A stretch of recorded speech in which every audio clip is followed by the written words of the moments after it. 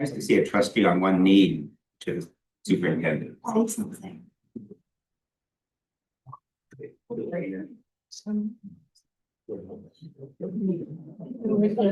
So welcome everyone to our February 11th board meeting. Yeah.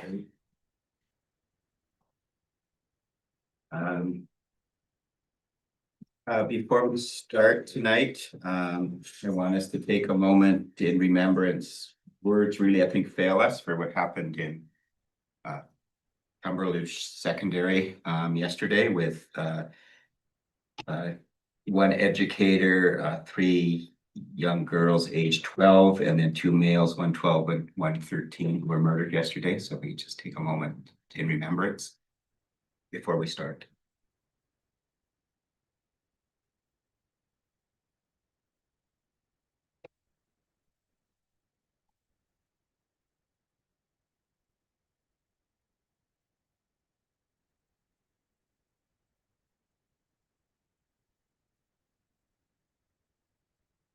Thank you, everyone, and our thoughts and prayers go out to both parents there, students, also those in recovery. I know some of you may have been tracking one girl who I think did survive the night, but had a bullet wound to the neck and to the head. So it was one of the two who was flown out who did survive. So and there's 20, I think it's 20, either 25 or 27 students were also injured. So thank you for that. We want to acknowledge our traditional territories that they so people, as well as our Métis community. Are there any changes with the regular meeting agenda? Seeing none, you have the minutes of the open meeting held January 14th before you. A motion to approve. So moved. Trustee Ward, seconded by trustee Quasington. Anyone opposed? Carried. You have two reports there for information: the closed trustee meeting held January 8th and the closed meeting held January 14th. Our delay of school closure presentation that was to be tonight, they have withdrawn late, so we won't be doing that tonight, which will then move us to waste reduction. Thank you. Should I stand or just? Sure. Stand. Been nice.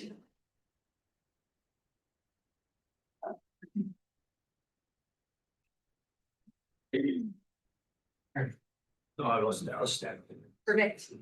Good evening. Thank you for having me today. My name is Tatiana Mueller. I'm the Waste Reduction Coordinator with the Thompson-Nicola Regional District, and I'm excited to share with you today some new waste reduction and educational programs that we have recently put together. So first, we'll just go through an overview of the TNRD's waste reduction education, and then we'll look at our two core facets of this new materials that we've developed. Firstly, the inquiry units, and then our classroom workshops.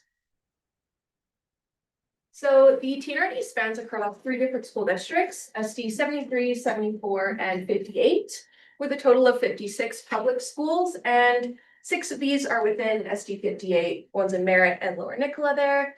I know there's some people that aren't in this zone here, and I'll touch on that as well. I'm sorry, yeah. Thank you. So the primary purpose of why the TNRD does solid waste education in schools is because youth education is a very big driver of behavior change, and our regional solid waste management plan is aimed at decreasing our per capita waste production. So, thank you. So the first tool that we developed are these inquiry units. We've got 3 different age groups, and they're all designed in line with the curriculum across several subjects, mostly the social studies and science focus. And they're basically little booklets that I've got some here actually, if anyone would like to see. There's some primary, intermediate, and secondary copies. And I don't know, would we like to pass them around? Yeah. Thank you. Perfect. I'll take one to Princeton. Right.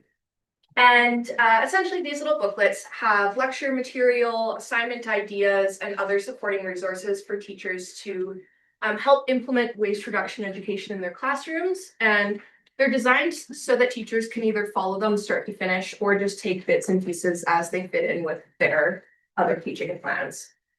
They're also available online at tnr.ca/learn. So I'll have that up at the very last slide. But like I said, I've got some printed copies here. So the first set, the primary set for K-3, is focused around teaching students the 3 Rs, the reduce, reuse, and recycle. And this is really made tangible for the students by using everyday experiences that they're probably already familiar with, like school lunches, crafts, and common recyclables like juice boxes and things like that. And it's primarily intended to have the kids think, what happens to our waste? And then the intermediate 4-7 set builds off those 3 Rs by expanding to 5 Rs, including recovery, which is waste incineration, and then residuals, landfilling. And it introduces students to things like composting, sorting their waste, issues related around pollution, and is ultimately aimed at getting kids to think, how can we deal with our waste responsibly? And then finally, we've got our secondary set, which is divided into 2 main components because it does get a little bit more in depth. So we've got our science section and our social studies section, but both give a bit of a cross-subject look at waste. And it looks at how waste has changed over time and across different cultures on the social studies side. And the science side focuses more on biology and engineering related things like composting and landfilling.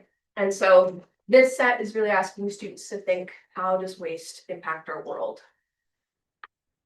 And then we've got our classroom workshops, which is the second segment of our revamped educational programming.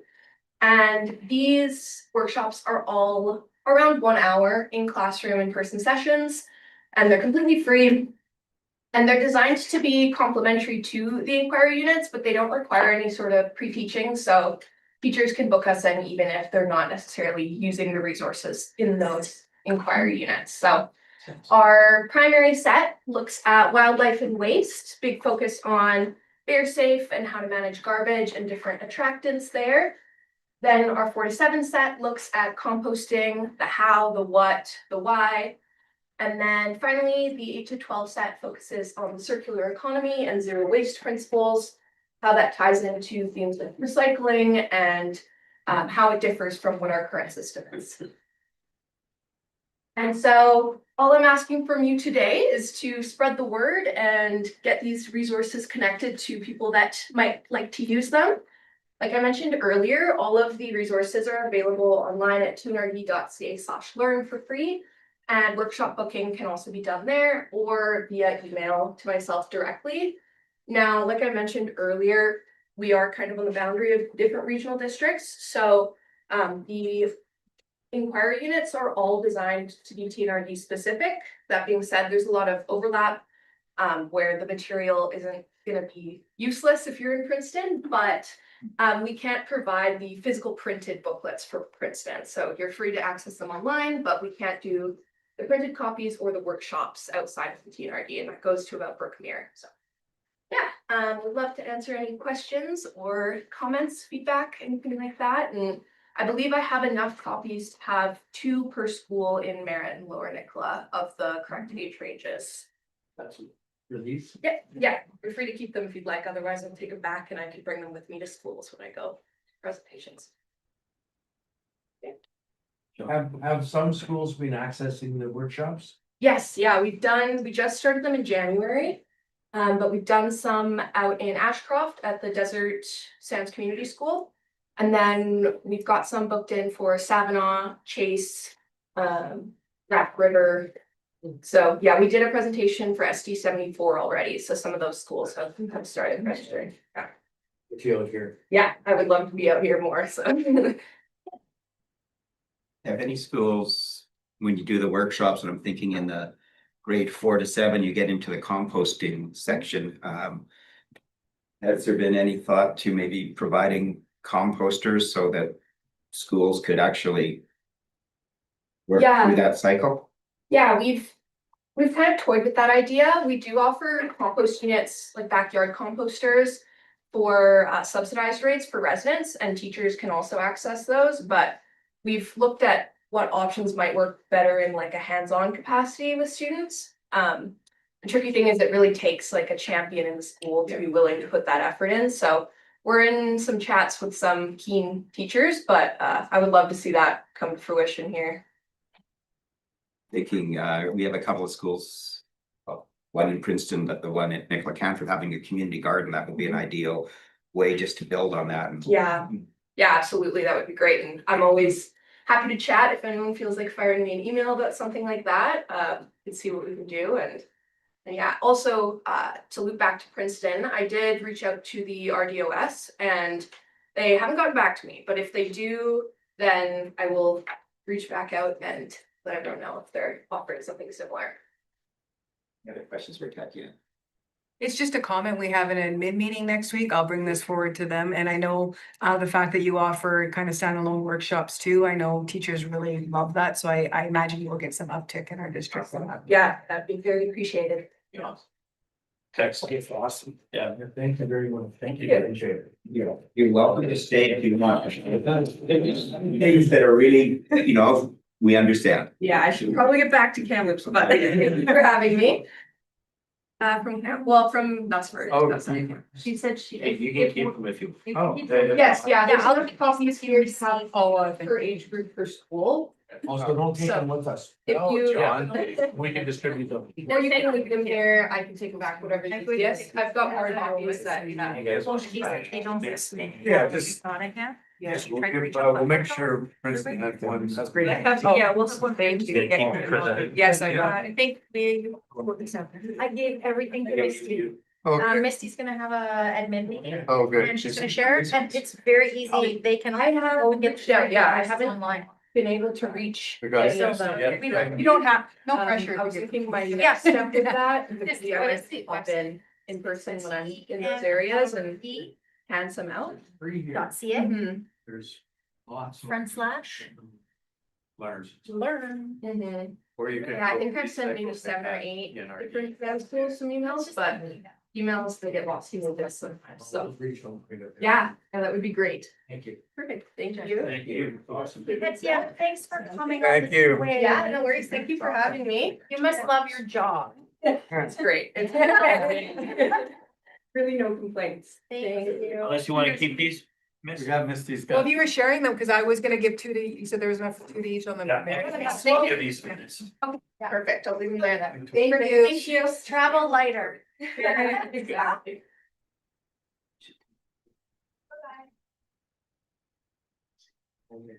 So we'll go on to the Indigenous Education Report. We had a great winter celebration or powwow. Angela McIver, our district principal of Indigenous Ed, and a number of the ISAs planned the day. We're thankful to NBIT who lent us their gym that day. It was actually a great location because the kids could exit through one door as the new group came in.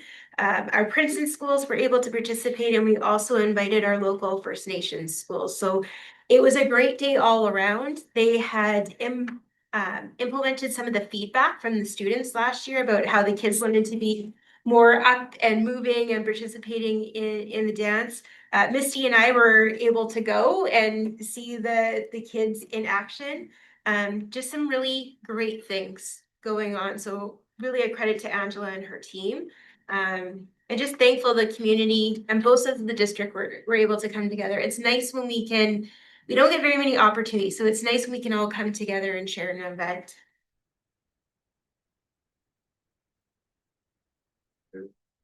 Any questions?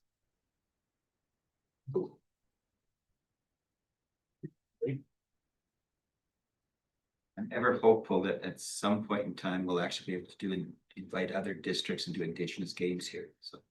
Something we looked at pre-COVID, then it kind of dropped off, but I think that's an area to explore. That could be an area to explore. I used to do that in one of my other districts.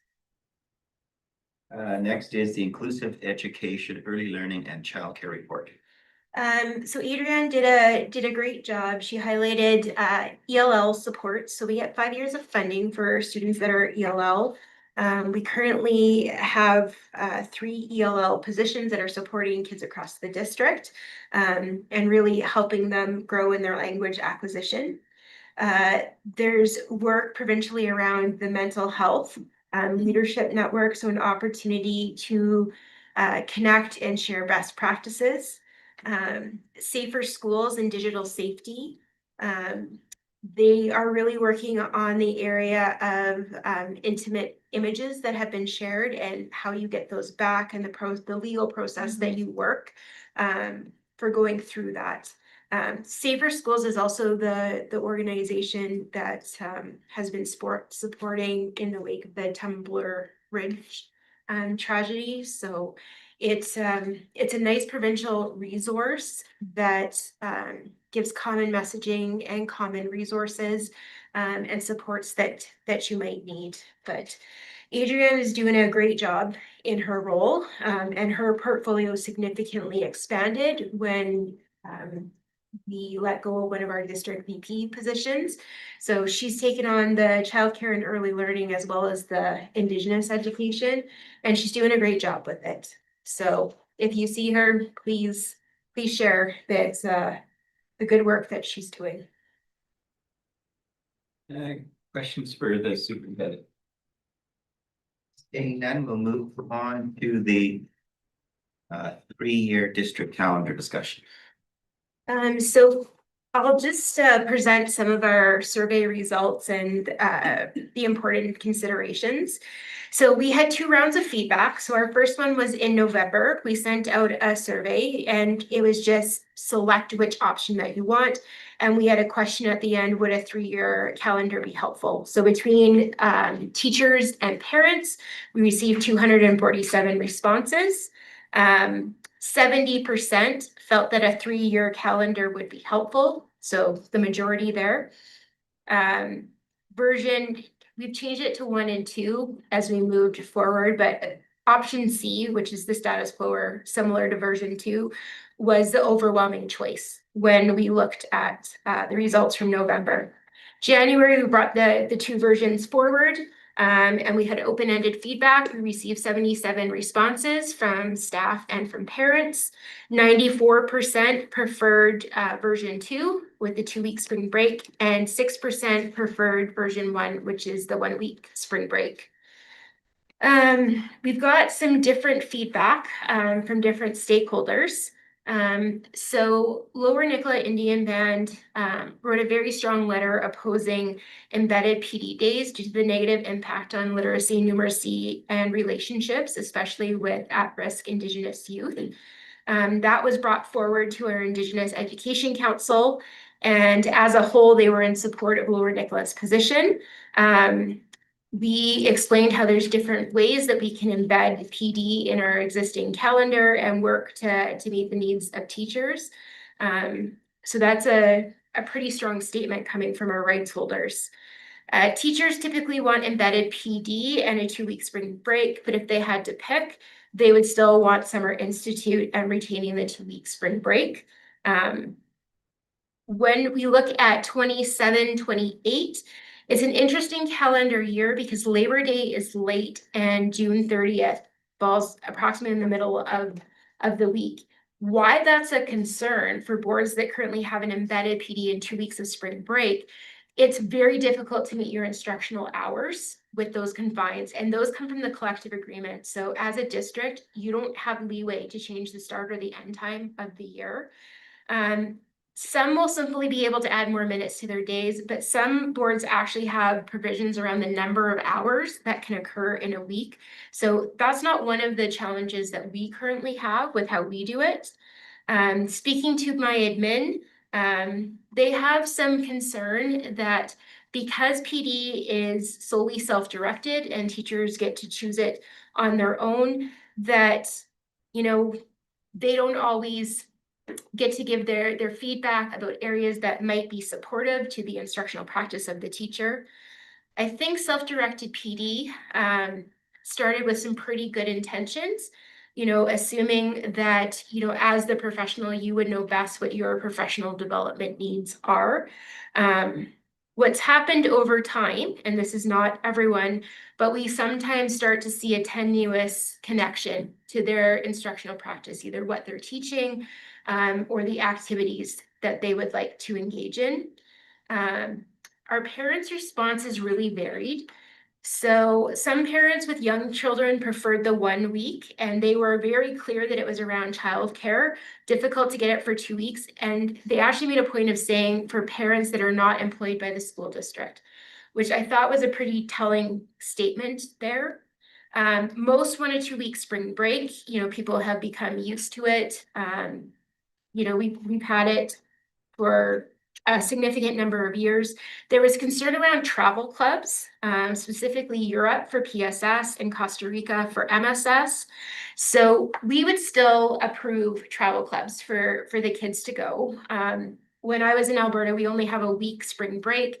The trips were approved even if they were 10 days, but it does add to the cost of the trips because then they have to factor TTOC costs in. And those trips are pretty expensive to start with, so it would be an additional cost there. And then more embedded PDs means more days where parents would have to find childcare. That seemed to be the biggest issue with children that aren't able to stay on their own. So, that's elementary age child. I often get the argument around recruitment and retention, that if we have embedded PD and if we have a 2 week spring break, that will encourage teachers to come here or to stay. I'm going to be honest, if you're looking at a calendar for how many days you're getting off, we probably aren't the right school district for you, because that would not be the first concern that I would want. I would hope that you would have looked at our website, maybe looked at our strategic plan. If you want to come to SD58, we want you to come and be part of our culture of what we have here.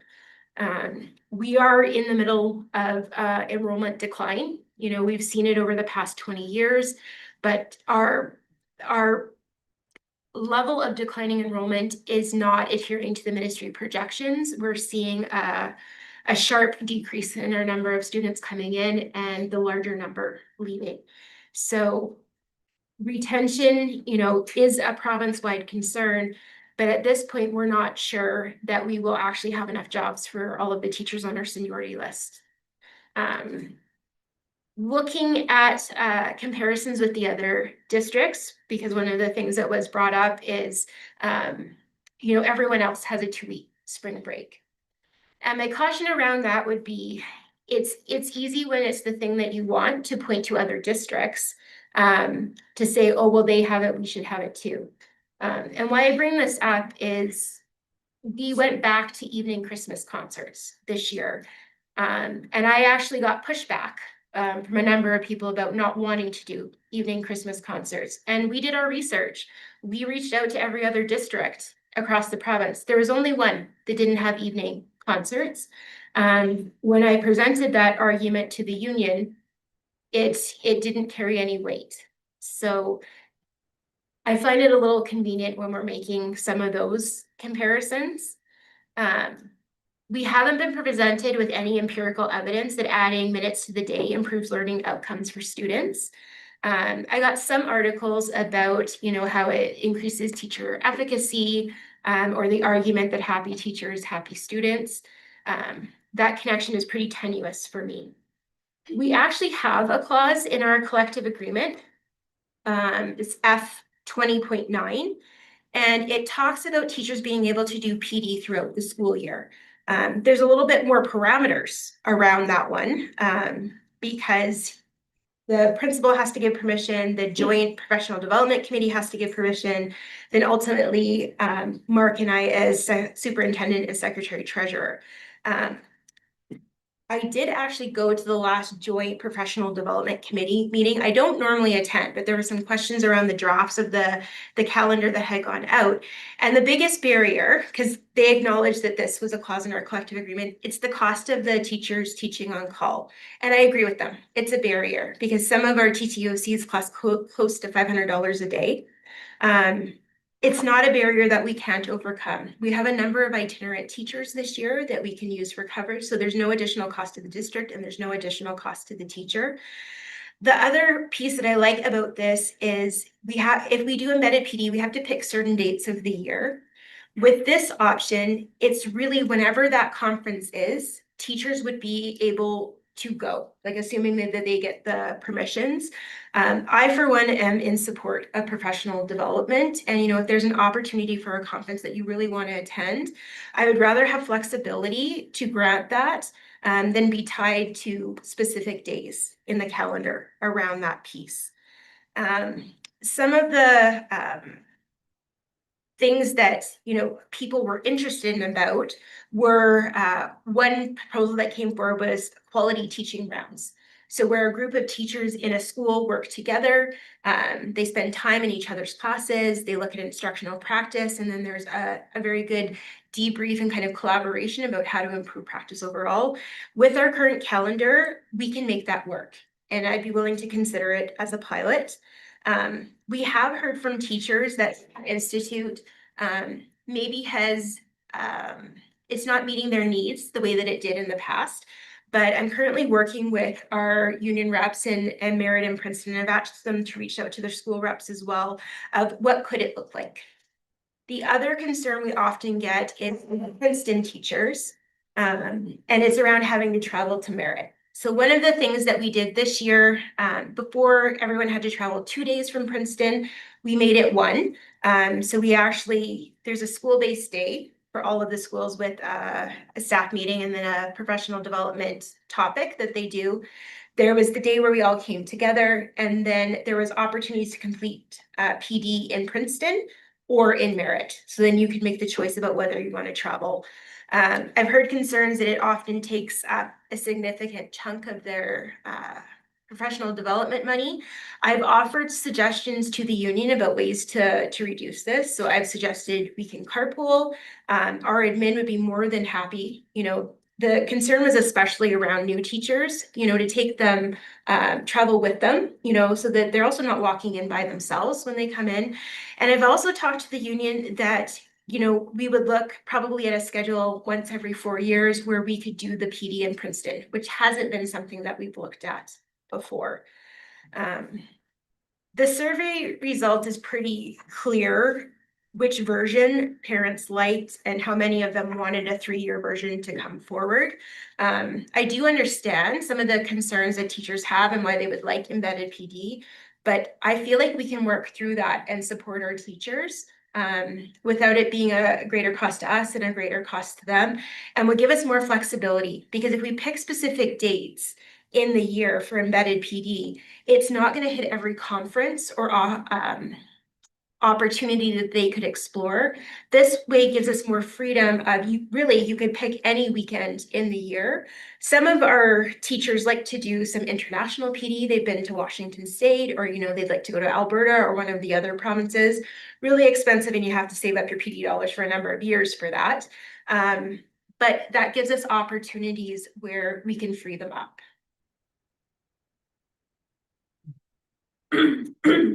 Excuse me, yeah, just a quick question going back to the, it's my understanding that the mileage being used is coming out of their PD dollars. And so inevitably that means that the PD dollars for the Princeton teachers is going to be less than it is for the Merritt.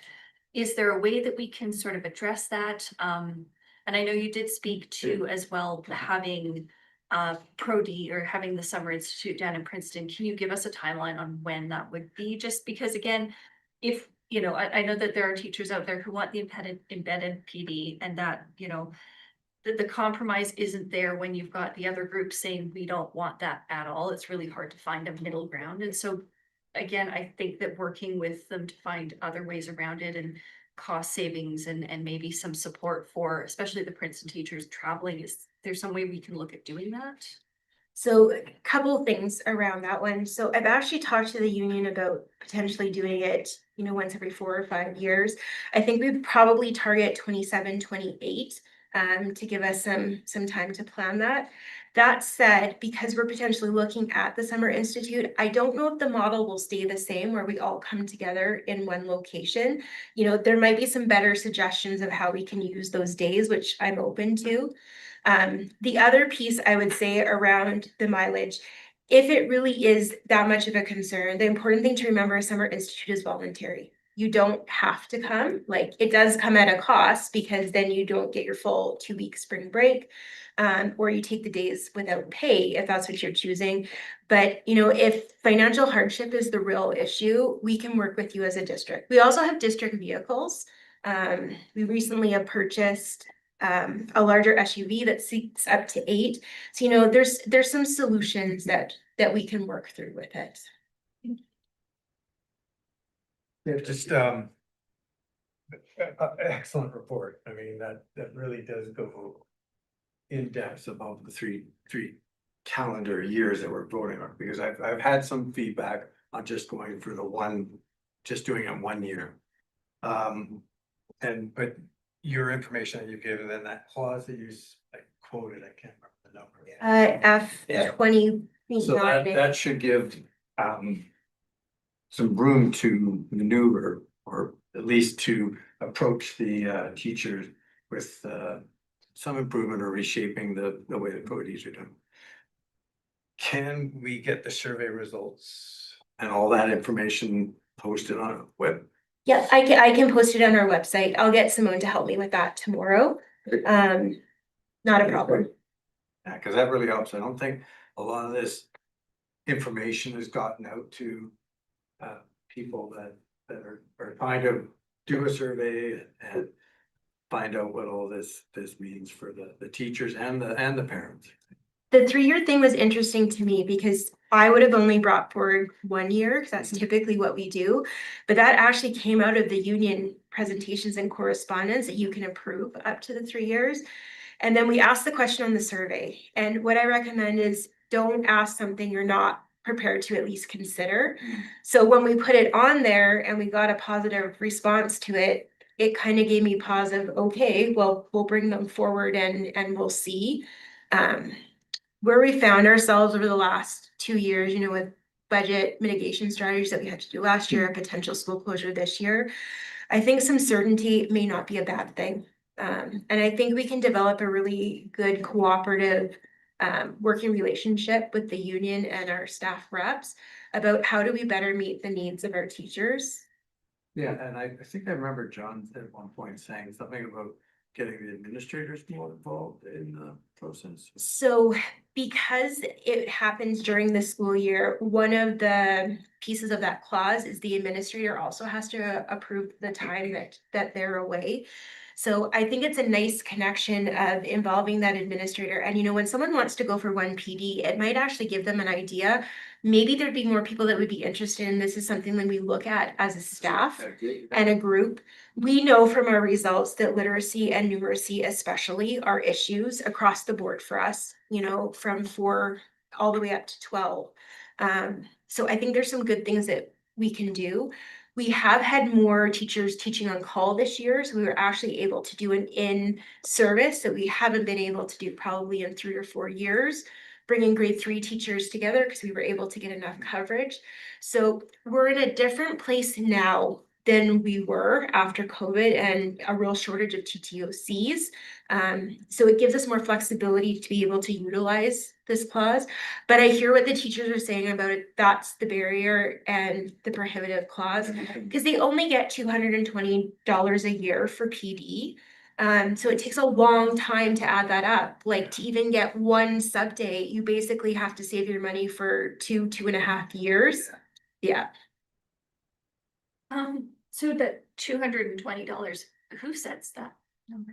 It's actually in our collective agreement. So, and because it's money, it's not a local matter that we can bargain. Anything that has money is actually provincial. So when we moved from all local bargaining to 2-tier, which is what we have now, anything that involves money is provincial and decided at the BCPC, BCTF table. So we don't get any say in that piece. So that's what was in our local agreement, I'm guessing from our local agreement, and it hasn't changed over the years is my understanding. I don't know if it will change, you know, further down the road, but that's where the figure comes from. So looking for a motion in support of the recommendation from the superintendent on the 3-year calendar. On what model? Version 2. Version 2.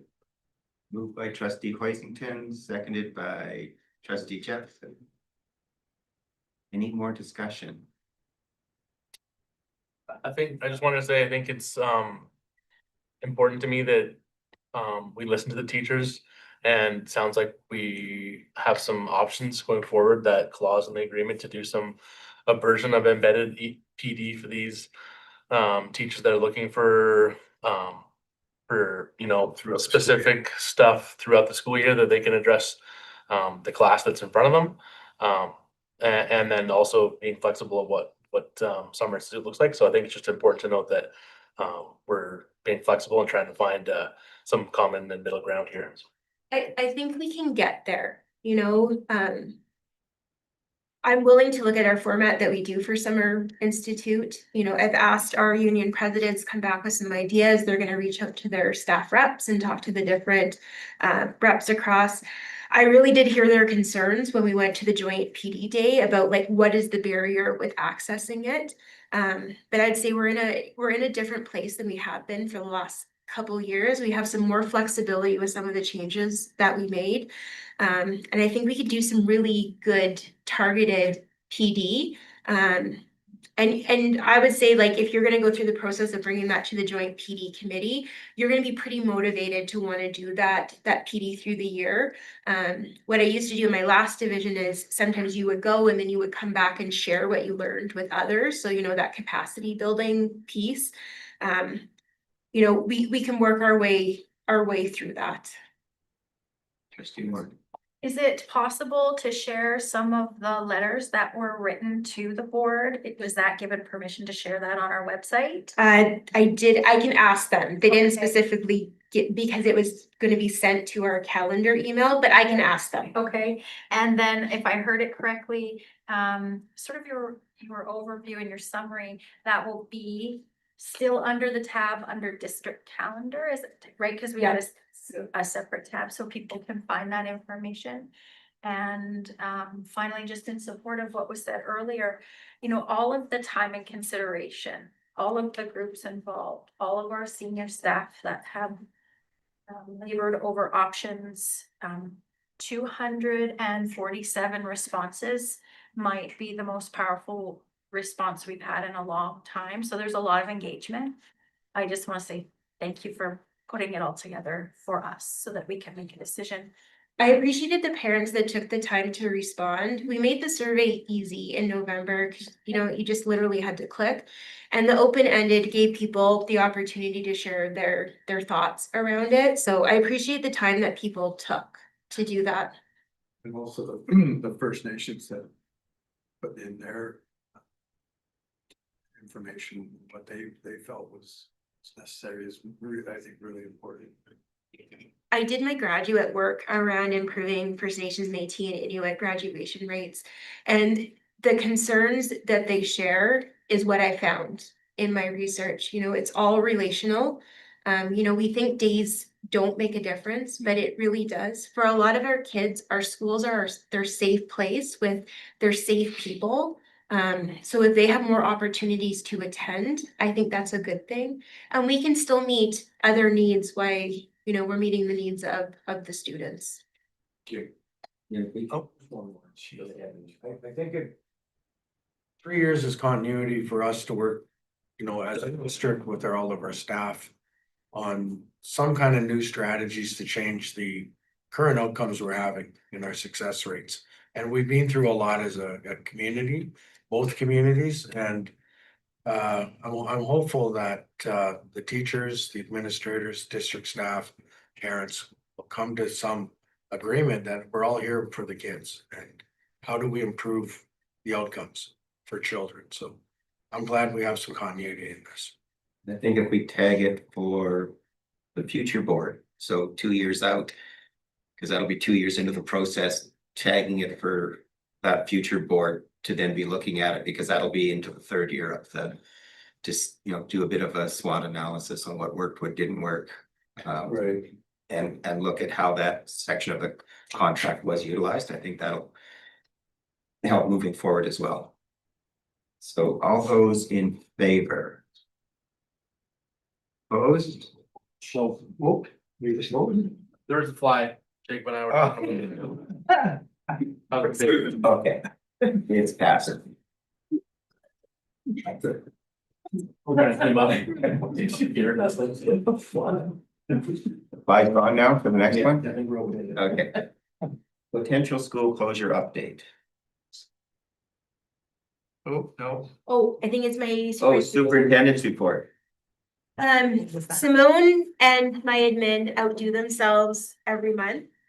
Simone has an important reminder right on the front cover. We have our kindergarten registration coming up. We always start with French immersion, which is February 16th to the 27th.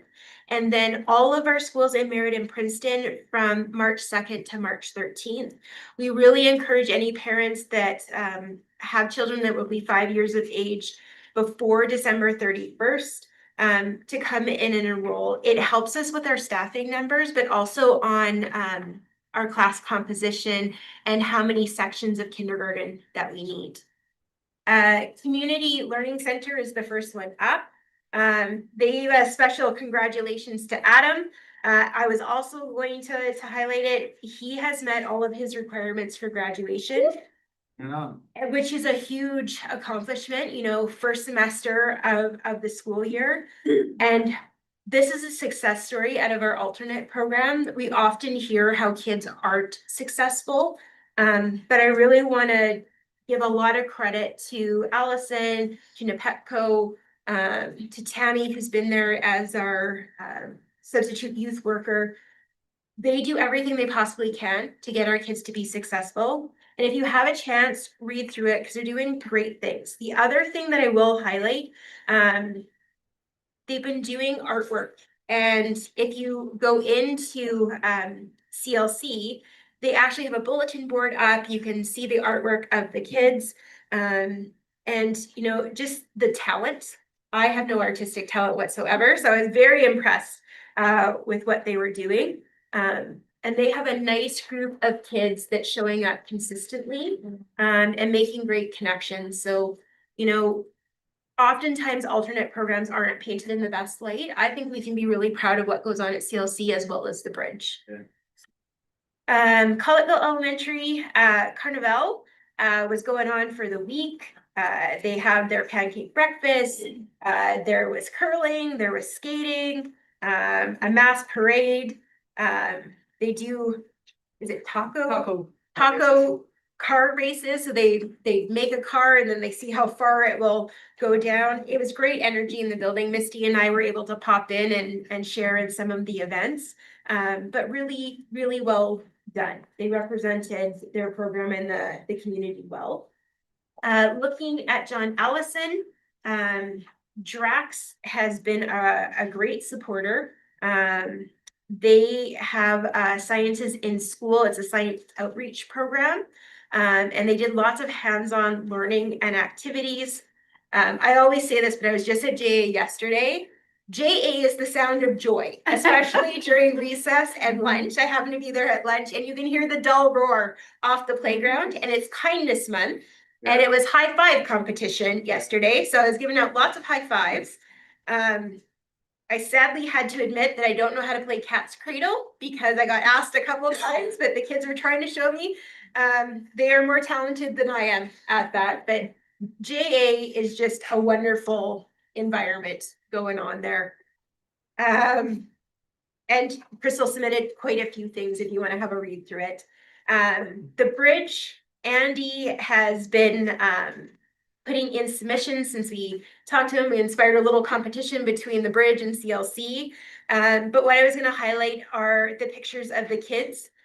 So this is in the basement. So when we decided that they would be able to stay in the old board office in Princeton, they had really left all of like half of their things in boxes because they were going to move back to Riverside.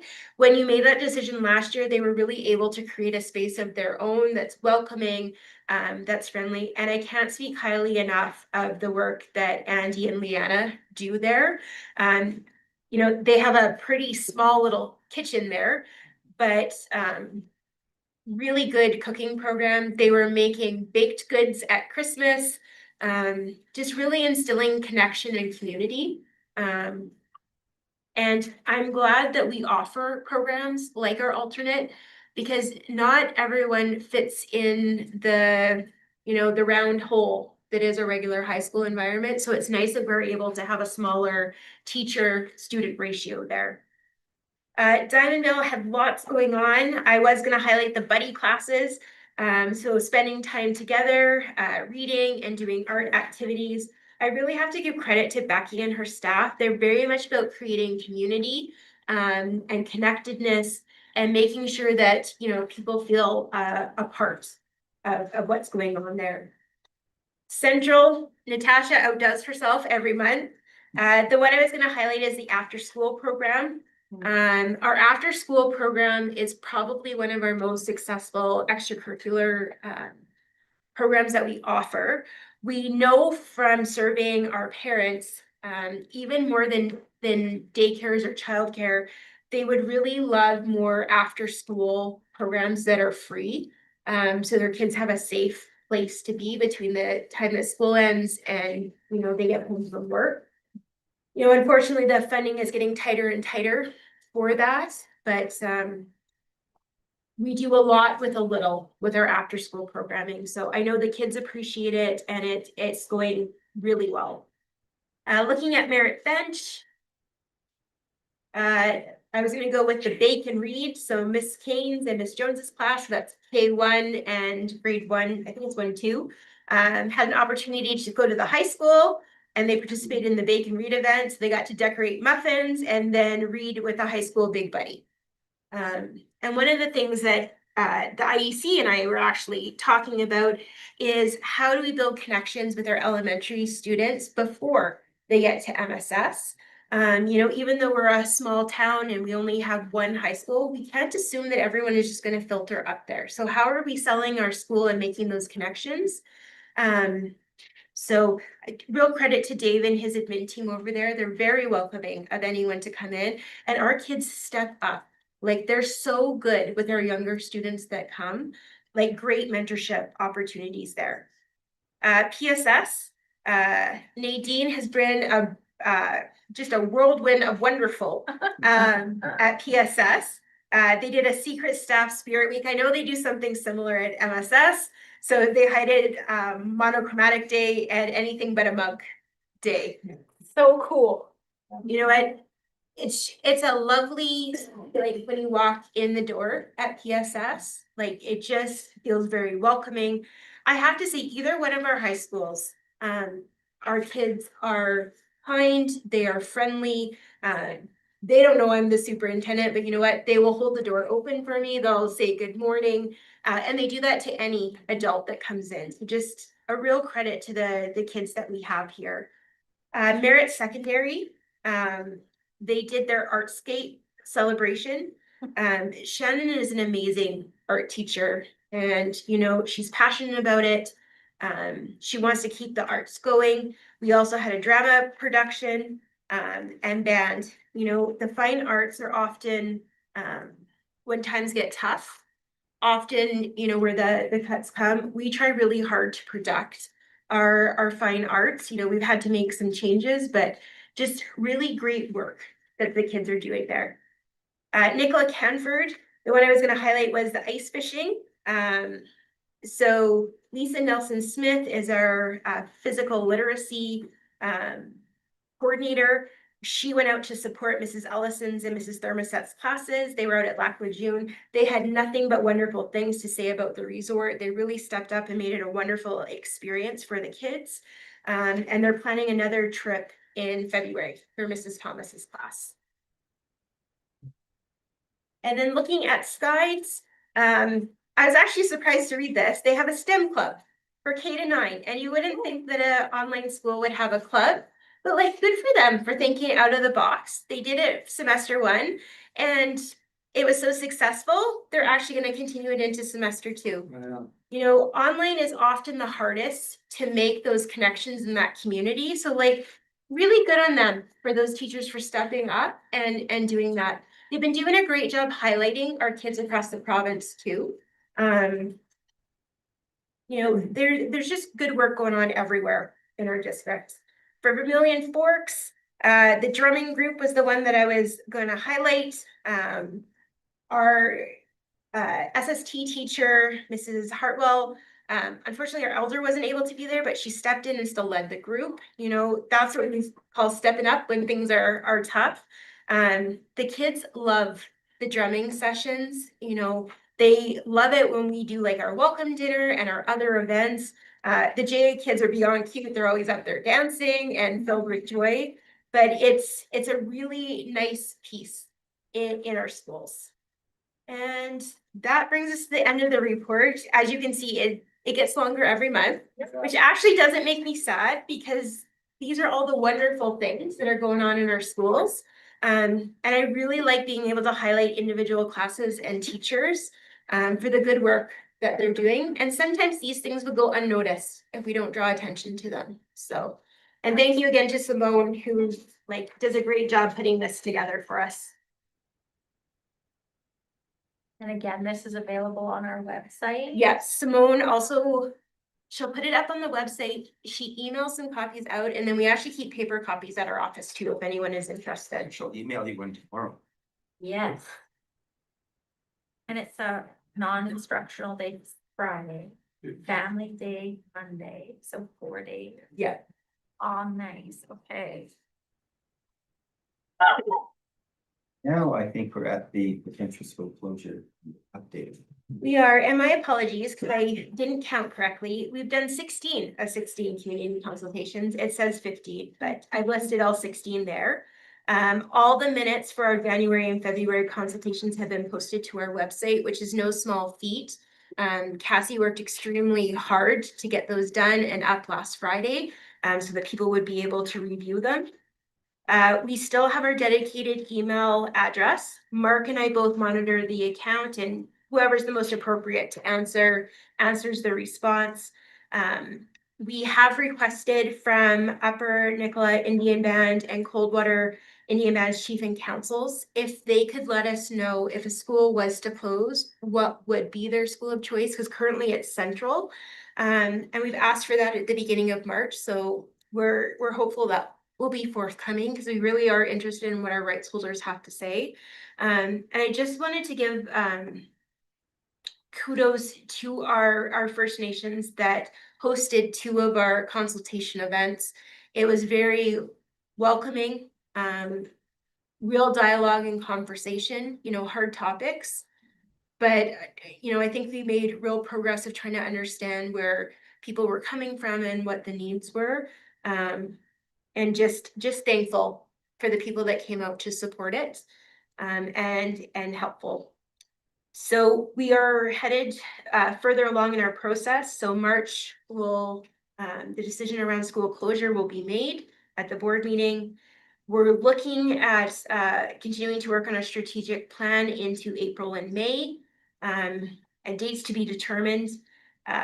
Budget consultation will be sometime in April. Mark and I are still trying to determine those dates. And then our strategic plan will go to our board in June 2026. We had extended our past strategic plan.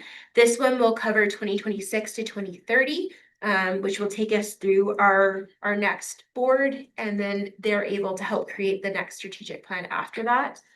The feedback that we've gotten so far around the strategic plan, people want us to spend time on numeracy, literacy, and mental health would be the top 3 that would come through. But we are also going to do either a working group or a committee to get ideas from teachers, from students, from parents, so that we really flesh out what that strategic plan looks like. One of the pieces I found in conversations too is when you talk about 3 of the options and were we talking about relocating a school as opposed to closing? Because people go, well, if you're closing it, where are my kids going? You say, well, one option is to move all of Collettville and relocate it to another building. And one of the options is to pick Central up and move it intact. Changes the conversation a bit because the first thing you hear is you're closing it. Well, where's my child going? So I think that's still a piece we have some work to do on, that we're, you know, looking at picking up programs wholesale, not simply closing. Well, that might be On the notes to the bands, it says, if Central were to close, what would be your school of choice? But if we say if Central was relocated, I don't know if that's clear to the bands. Yes, and I think that's, I think we should clarify, yeah. That came to us late in the process, and I think we probably should have rephrased it as relocation. But Mark or I will follow up with the bands just to let them know that piece. other questions for the superintendent? Brings us to the beloved parking lot covenant. Okay, buckle your seatbelt. We have a few things to approve here. So we were approached by the lawyer of the developer that is working with us to get some parking lot situations in place so they can start the development of their condo project. And they were informed in the fall when they went to the land title office with a signed modification of covenant agreement that the original covenant was done wrong. So that takes us back to October board meeting where we passed a bylaw to modify the covenant that was in place. In effect, this covenant that's in place is not valid according to the, or not done right according to the land title office. So they're suggesting that that they discharge the original covenant and just create a whole new covenant with all the changes we want. So there's a few steps we have to go through tonight. First of all is we have to rescind the bylaw that we made in October modifying the covenant because that's going nowhere. So we just have to take it off our books that we had this bylaw. So I'm asking for a motion to rescind this covenant bylaw modification. And we have the bylaw number so that we, It is 2025-26 MCSD 58-01. okay, so motion to rescind. Moved by trustee Kent Leha, seconded by trustee Hoisington. Any further discussion on that one? Okay, it is, anyone opposed? It is carried. Okay. So next we have a bylaw we need to pass to that we're good with releasing or discharging the original covenant that was on the parking lot. And because we're creating a new bylaw, we have to do 3 readings, and I'm recommending that the board vote to do all 3 readings in one meeting. I made a motion that we. So you're moving first and second reading. Discussion. Seconder? Yes. Yes. Second. Oh, you're just doing P, I thought you were doing Second too. you're like a Beatles, you know. I'm both happy and it's 2. Well, hopefully the meeting will end before 2. We can hope. Anyone opposed to passing first and second reading? I now need a motion to move to third reading. Move that we carry third. This one has to be unanimous in order for us to go to third and final reading. So anyone opposed to going to third reading? Discussion. After second. So we're looking for discussion now to move to third or you want discussion on? Just clarity. What we thought we were. We agreed to do first and second reading. Okay. No one entertained to discuss. That was carried. Now we have a motion by trustee Rayner to move to third and final reading. The motion to move to third and final reading has to be unanimous. If it's not, we don't do third and final reading tonight. We do it at the next meeting. Okay, so the motion is made, which he's still looking for a seconder on, is to move to third and final reading. So it's not third and final reading yet, it's just to move it to third and final reading. Thanks. So John has seconded that. Any discussion on moving to third and final reading? Just clarity that it is just about making the land titles office correct, right? So we rescinded. Now it's like, okay, this is what it. Yeah, Okay. this one, we're just rescinding now. We can discuss the changes in the next motion. Okay, thank you. Any further discussion on moving to third and final reading? Anyone opposed to moving to third and final reading? Carried. No one swatting a fly, excellent. A motion, so third and final reading by trustee Rayner, seconded by trustee Hoisington. Any further discussion? Anyone opposed? It is carried. Okay, thank you. So now what we have is we've discharged the covenant on the land and we're bringing a new covenant that the town wants.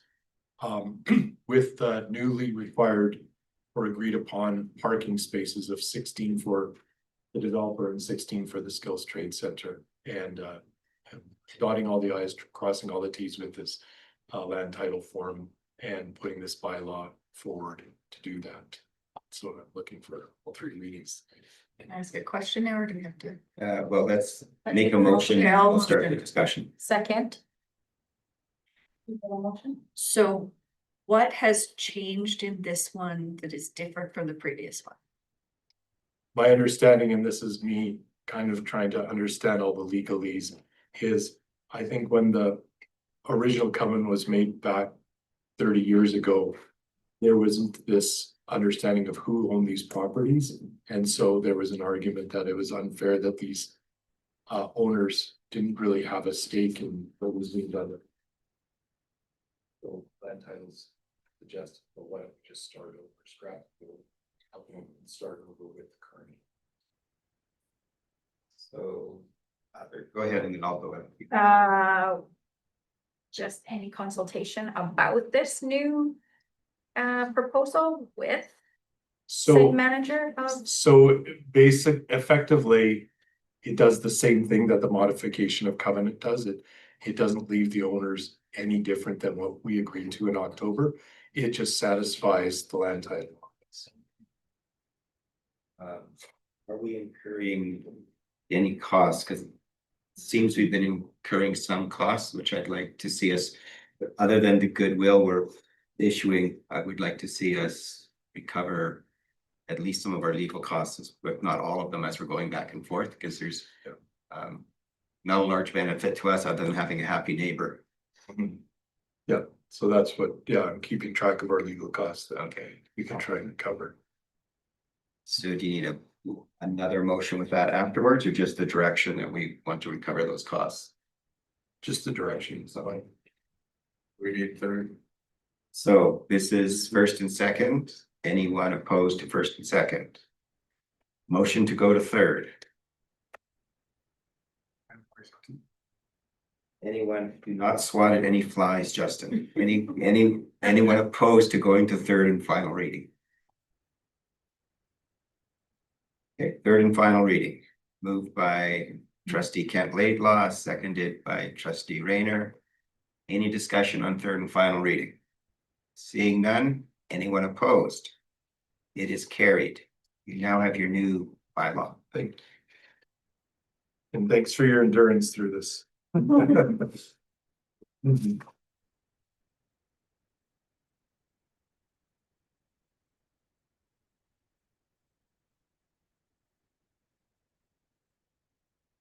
this at 9A, the quarterly financial update. Okay.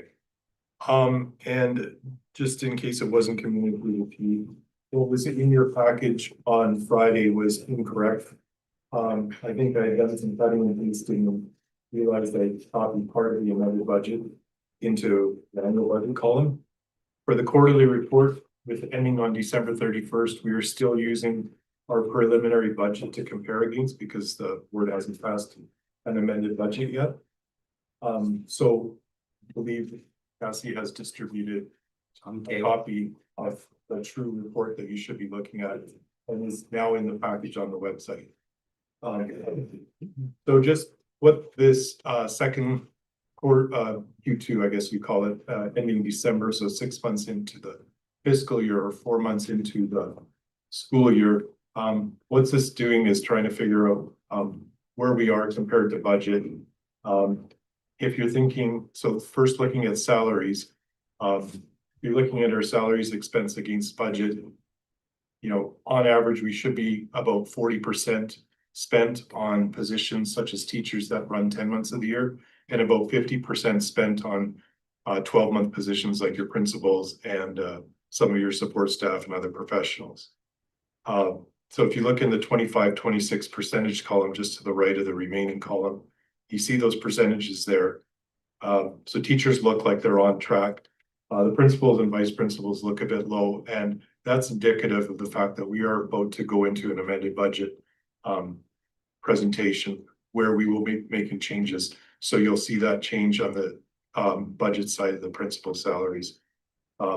Support staff, that should be 48% isn't bad, but there will be some changes where we have to where we're truing up some salaries, and I'll explain that in the amended budget presentation. And then the only other one that will change is our other professionals are a bit low, and so it looks like we're overspent, and so that budget needs to be increased. And so that number drops closer to 50%. So that's, and then probably the most interesting one is our replacement cost with TTOCs and QP staff. It's lower than last year. I think the superintendent spoke to that. So we actually will be lowering our budget. You know, we're confident that we can take a little bit out of budget because we don't anticipate to spend as much this year. We have itinerant staff that are able to cover some leaves. So so far, knock on wood, we're doing a bit better there. Jumping down to supplies and services.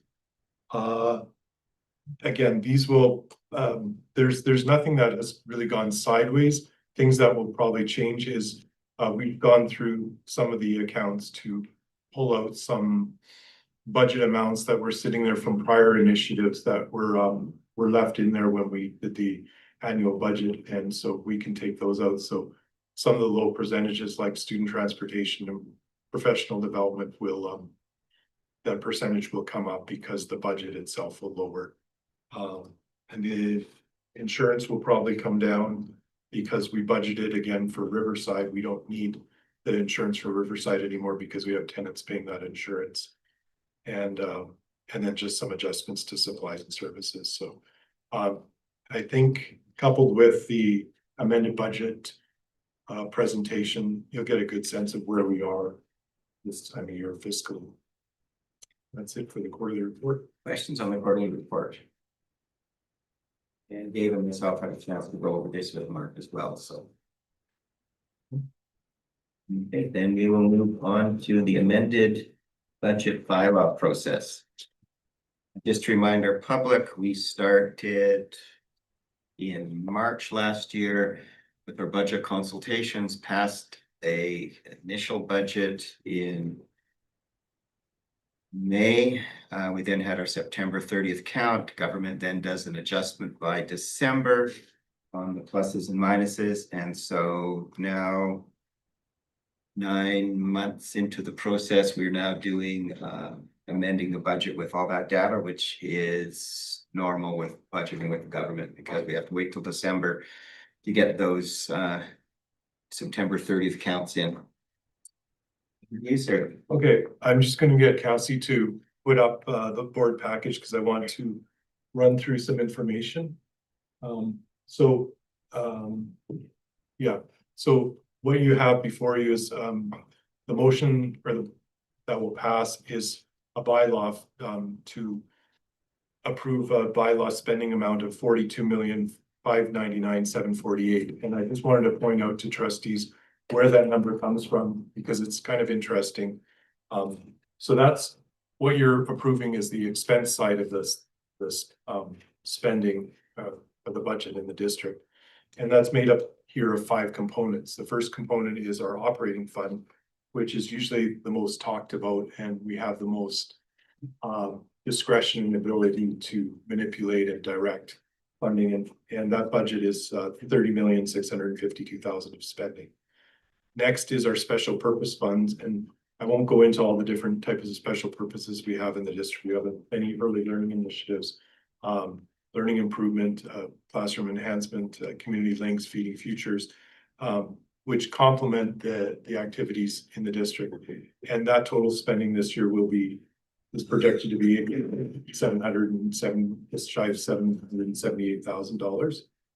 And then the next item is just buying capital assets from the special purpose, and we were budgeting 40,000. And then the capital fund is an interesting one. The 2.5 million isn't us actually spending dollars on buildings or anything like that. It's just the depreciation on the buildings, which is in accounting terms is classified in as an expense.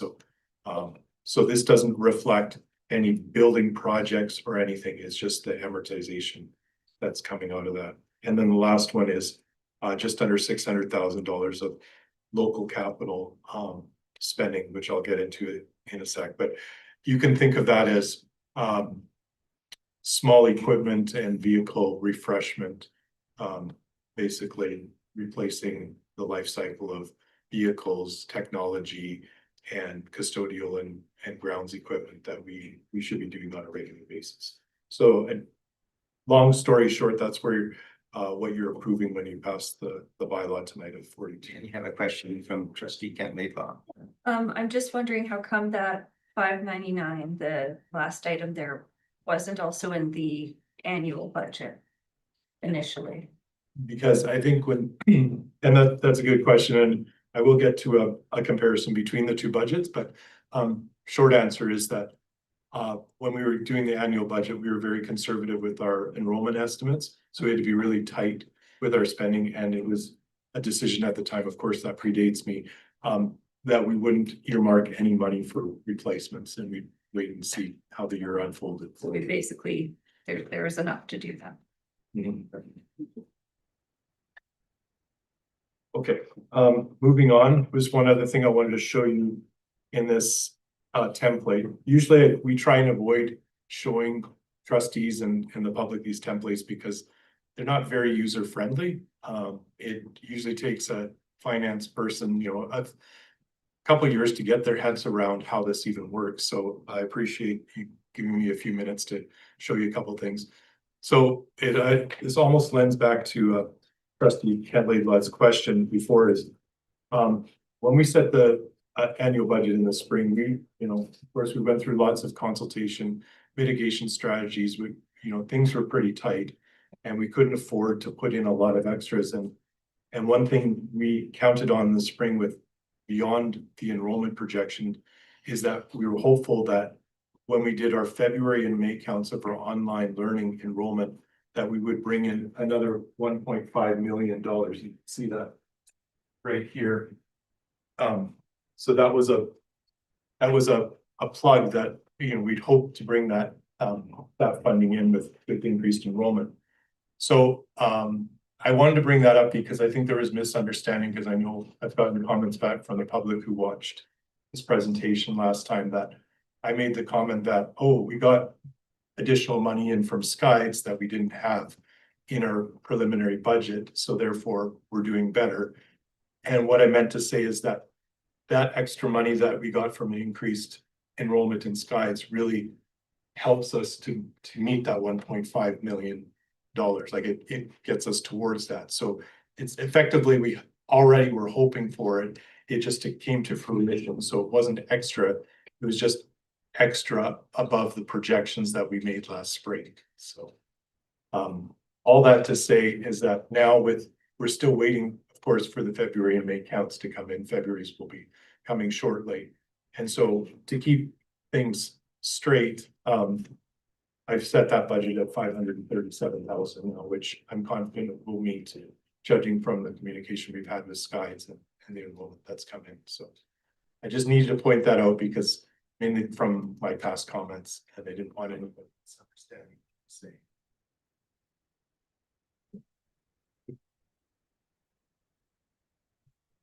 Now I will go to this next chart. So what this does is it kind of summarizes a little better the changes between the preliminary budget or the annual budget, which is shown on the middle column, and what we're submitting for the amended budget, which is the column on the left, and just the changes. So for our provincial grant and our LEA funding, you can see those two numbers together, One's going up by 219, one's going down by 219. So all that being said is that there's more money coming in from our LEA agreements than the spring, and that's because in the spring, we didn't have the new rates for this year, and so so even if we had the same amount of kids, that rate is gonna go up. And what I was trying to do with what I just showed you is show that we're not overall expecting any more funding from the province that we set in our preliminary budget because of that big $1.5 million SKIDES enrollment. So, so I hope that makes sense. I'll say I'm just being conservative. I think this is where we'll land, and I'm pretty confident seeing the enrollment at this late date that's where we'll land. The only other thing on the revenue side is we've had to drop our investment income down significantly because of the interest rate drops, what we're getting on our cash flow now. So we're losing out a little bit there. On the expense side, this is where I was alluding to in my quarterly report. Teacher salaries are barely changing. The principals, we're decreasing it because in the preliminary budget, we realized we still had a number of positions that don't exist anymore, like our VP position in Central and a couple of the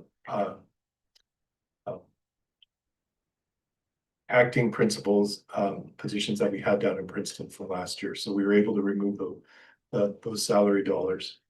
The next one I'll just mention is support staff have gone up. That is just truing up. It's hard to really get a handle on that.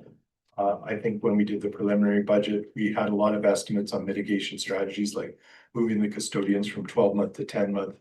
And so the Assistant Secretary Treasurer and myself have really gone through with a fine-tooth comb as to what are the true salaries, and confident that the 3.4 million there better reflects what we could expect from support staff.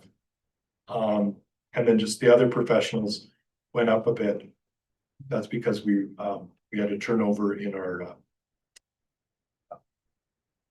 assistant superintendent position where we kept somebody on, and then we have some special funding come in for integrated child and youth care worker that we have to budget, even though we are still looking for that position.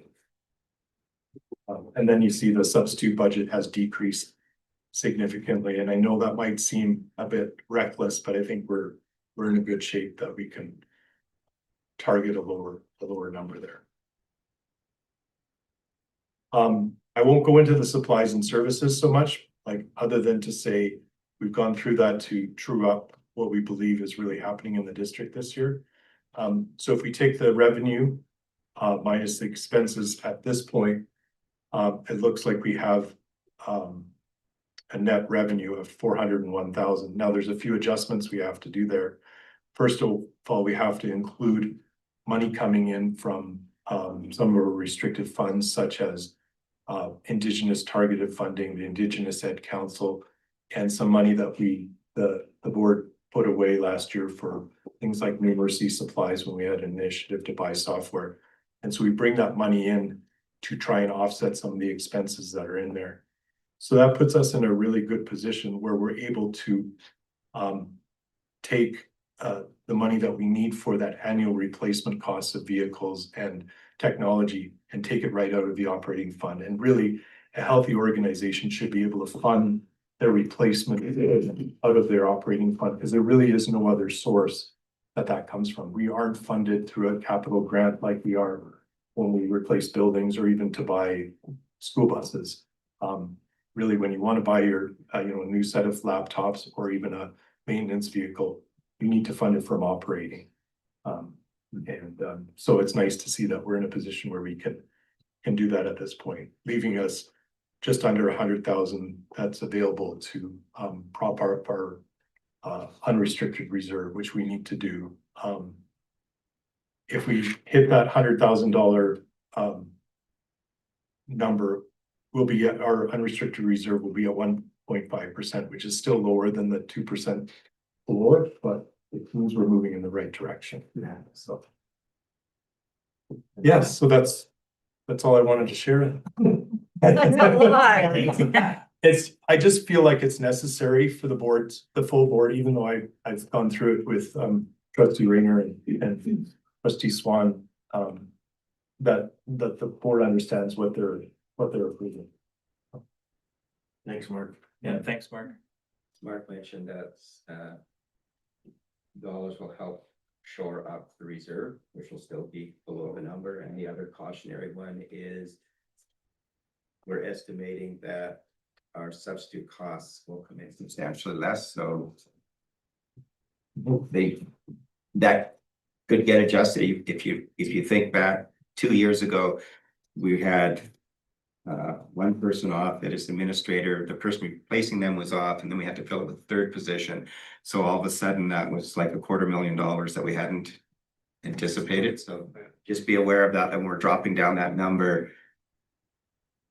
That provided illness or wellness continues to be a good factor for us.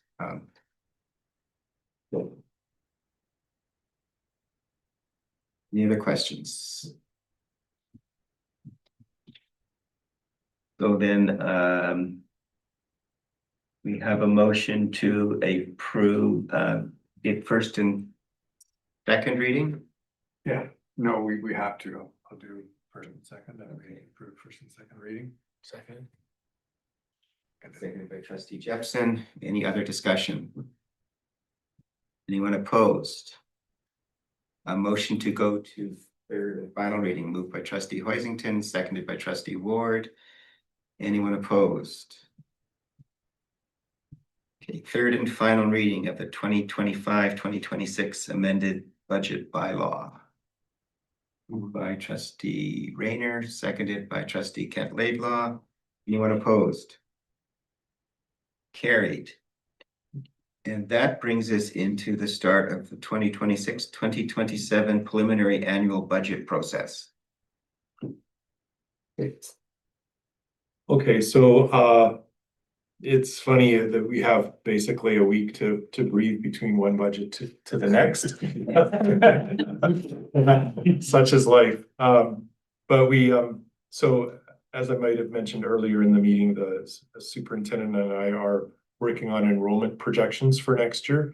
This will drive preliminary funding, which will be confirmed middle of March, which is the usual expectation that the ministry comes out with their per student rate times the enrollment that we've sent into the ministry. We know this is going to be a challenging budget this year, and but we're intending to bring budget assumptions and including inflationary pressures and some other one-time items to the public in April in 2 different public budget consultations, one in Merritt and one in Princeton. Dates will be announced shortly once we collaborate on the logistics, and then our goal is to present first reading in May and first and second readings in May, and first meeting in May, second and third readings in June. So allowing that time for a bit of discussion if something doesn't look right, because the preliminary budget is where you're really setting the tone or what you expect. As you can see, the amended budget is just truing up things to reality since we're 6 months into the school year already. And that's it. One of our assumptions right now is, as you know, there's an agreement between the Teachers Federation and BCPC that represents us. Our assumption still is that government will fully fund those salary increases. And hopefully any benefit and subsidiary costs as well, because sometimes salary has been covered, but not other costs. I do have a meeting with the minister next week on what's called the austere budget process. So where they'll be announcing a budget next week, and then on Thursday, I think I have the meeting with her. So that's going to be driving some of this process too, on depending what that does or doesn't look like. And I think we know in the larger public sector, the BCGU, I think they've already done 2,000 positions through attrition. Class size and composition would tend to dictate that's not going to happen in education. But those are all parts of that'll feed into our budget process and what does that look like. And The other piece we have there is we're hopeful the freeze on administrator salaries will come off and be funded. And some years that's been funded and some years it hasn't. So again, it's another wild card out there for us to look at in March and April. That's about it, right? Yep, that's it. I have a rabbit I can pull up. Okay. Any questions, other questions for Mark? No policies for second or third or first reading. We do have, for information only, 2 administrative procedures, the teacher evaluation and professional growth plans and the communicable disease outbreak management. So we've just brought these forward as we continue to work through creating our admin procedures. So the teacher evaluation and professional growth plan just reflects what our actual practice has been. We did the communicable disease outbreak management because we did have cases of hand, foot, and mouth earlier in the year. So we just felt it would be better to have an admin procedure so everyone knows where to look for how we respond. And this moves us to trustee reports. Trustee report. Hi Jacob, happy new year. I know, thank you for being here today, and at full disclosure, the question that you're being given tonight is the same question that was presented in the new year in January in Princeton. Because I really feel, and I think the board would agree with me, that student voice is really important, and especially around this topic. And the topic that that was brought forward to you for consideration was we recognize that we are in a very changing world, and the jobs that education is preparing kids for now might not even exist by the time that our kindergarten kids are out in the workforce in 13 years. And so when we think about those considerations, from your perspective, as a student, as a graduating student, heading off into the real world next year, what do you believe students need to develop an experience or understand and learn throughout their time in school in order to be well prepared for their life after graduation? Yeah, well, I wrote, like, from my point of view, in my life and others, like my friends and people I see, many don't take the information from the school because they don't see a point in it and how it affects their life after graduation. For example, students graduate knowing how to write an exam, do their math, do their math, but not know how to complete simpler, like, real world tasks. Not to say that the things that are taught are pointless, but it needs to be paired with knowledge on how to apply this real world information, like how to go through a job interview or advocate for themselves or manage their own finances, just stuff like that. Being taught how to manage time and self-advocacy and how to communicate through emails or similar things could benefit many people, especially those looking to go to university after high school. And students who don't have that sort of help or don't even know it's something they need to prepare for, it would just make a big difference. Another point is many students don't know all of the options they have coming out of high schools and what career path they want to take. Information about trades or colleges and universities helps lots. For example, the booths that universities and colleges set up in MSS, and they showed me that certain schools offered trades that I'm interested in, but I didn't know that it was a part of their curriculum. Guest speakers and easily accessed information about these schools can open doors for students like me very easily. These guest speakers are an amazing source. Instead of just being given information, they can shed their own real life experience into the career paths, which is a lot more helpful to expose students in a different sense. The role of teachers in the school should not the role of teachers and the school should not to be only to educate students, but also make them ready for the real world with independence and different challenges. Thank you, Jake. There is so much there to unpack, and actually what I would like to start with is you've shared a ton of ideas. I'm hoping that I could actually get your notes afterwards, because there's some things there that I'd really like to tease out and follow up with. But I appreciate your insight. When you were looking for a response, did you talk to your friends and get some? No, actually, it's just something I see and hear. Yeah. Like sometimes people like my friends, they just don't go to class because they're like, oh, we're learning this and it's something that I don't care about or stuff like that, or, yeah, I don't know. It's very valuable feedback. Thank you. Would any trustees like to comment? Yeah, I Joe? just wanna say thank you very much. I know. A lot of kids who are going off to university probably apply by November, the grade 12 year. There's a lot of kids that are like what you mentioned, are wondering, what am I gonna do? Yeah. Even just going through the application process for post-secondary can be daunting, right? And so I think it's really, really great if schools can give young people even mock applications and mock taxes and whatever it is, just to get them some real world experience. Yeah. You're gonna go far, young man.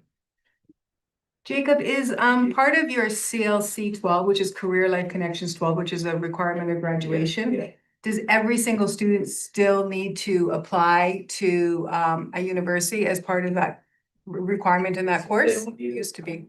They need to apply. I haven't, that's one of them that I haven't done yet, but you need to go through the process of looking at it, what you need, like what class requirements you have and write them down. Like you have to write down, I think it's 3 minimum universities that you can apply for. And like just show that you've made the effort to at least get to that point. Just a comment, like, most schools have some kind of fee to apply. We Yeah. don't have a fee at NBIT. Well, your NBIT is one everyone is supposed to We get apply like- to. We get like 100 applications from MSS. Yeah. They say, don't worry, we know we'll get about 25. It's just doing it, but we don't mind going through them with them. Yeah. Yeah. It's good practice. Yeah. Yeah. Hi, so this process that you talk about, is there also a place where you can apply for bursaries and scholarships? Like if you, yeah. There's a lot, and I've been getting nagged about it, but I've Oh. been so. I just haven't had the time to sit down and actually look at everything that they have there. There's like a lot, and I've been told like. Some of them, if you just apply for them, you will more than likely get them. And there's thousands on there for. It's true, yeah. That's great. And then the question that sort of follows up there, was it sort of, did I hear it right that maybe you didn't know how many opportunities there were available to you? You know, if you maybe hear and if you see, if you had more guest speakers come in, maybe that would help you balance out all the choices. Like it's a lot to comprehend, you know, grade 12 is already so busy. Yeah, Yeah. the booths help a lot. Like I just go talk to the people that came from the universities that worked there. And they told me everything that they had to offer for certain things like engineering or carpentry or red seals and stuff like that. And I don't know, I find it a lot easier than trying to dig through some of the websites because they're kind of complicated. Some of them. Yeah. For sure. I don't know. It would be nice to have more, like especially out of Vancouver Oh, and yeah. Kelowna, people coming in. Good. It's really good feedback. Thank you. Yeah, thank you, Jacob. Yeah, for you, Steve, maybe, Sure. so maybe, Jacob is like next month, let's say, and then has some more questions about maybe option B or option C. Is that something you go to like a teacher for, or what do you do like for other grade 12 students who are a little bit like lost? So we have 2 counselors which support academic counseling. We have an academic advisor at the school and then the CLE 12 teachers. So And you have there's- access to them until you graduate, but not, like, what if you're kind of like September came and I'm like, shoot, didn't do anything? So we have Julie Musgrave at our school, Oh. who's really amazing, keeping connected with kids. They'll often be the person that kids will reach out back to because she's super knowledgeable and she's got relationship with a lot of the kids, but I don't know if every single student knows that that's an option, so that's a good I point. just wanted to support that Work BC. Mhm. When you, do you know what Work BC I- sort of does? Cause if you're thinking about graduating, you're eligible to be a Work BC member for free. And that's our job, is to help you explore all the careers. Right? And so I speak with a little bit of a bias, because that's what I do outside of my work. and like exploring with purpose, gap years with purpose, trying out like trades, speaking. I always say like take the career for a test drive, huh? So we want to know what's the car gonna be, what's the car gonna be worth, right? What are the options? Does it sit low? Do I like to be a lower, right? All those things, you know? And so if you have more questions, know that Work BC is also an option. And I'm not too sure that we do a very good job of walking young people. And I think Work BC needs to do a better job of walking over Yeah. to high schools too, right? So I think there should be a little support there. Agreed. You guys also have like some kind of navigator transitions kind of person as well? Yes. Yeah. And I think the other piece too is, and I don't know what the messaging is still out there, but I think one of the things is really important to remind our young people, it's actually okay if you don't know what you want to do. And I think that's the piece where that can be a real powerful place to be too. And if it's going to school and just not even knowing, but trying a little bit of everything too, I think it's okay to recognize that next steps are going to open a bunch of doors for you that you maybe, no matter what anyone says to you at this moment, when you're a grade 12 student, you're not gonna know until next year, whatever place you're in. So I think that's important too, because I think young people put a lot of pressure on themselves, and maybe their parents do sometimes too, and maybe so. And just to let you know, there is a free gap year online portal for our career counselors to access for young people, that it's a purposeful gap year, that you'll have a career coach by your side, Yeah. Making I can follow up with that. Yeah. Yeah. That's great. That's very nice. separate from work. And that change, where grandparents went into something and that was going to be a 20 or 30-year career.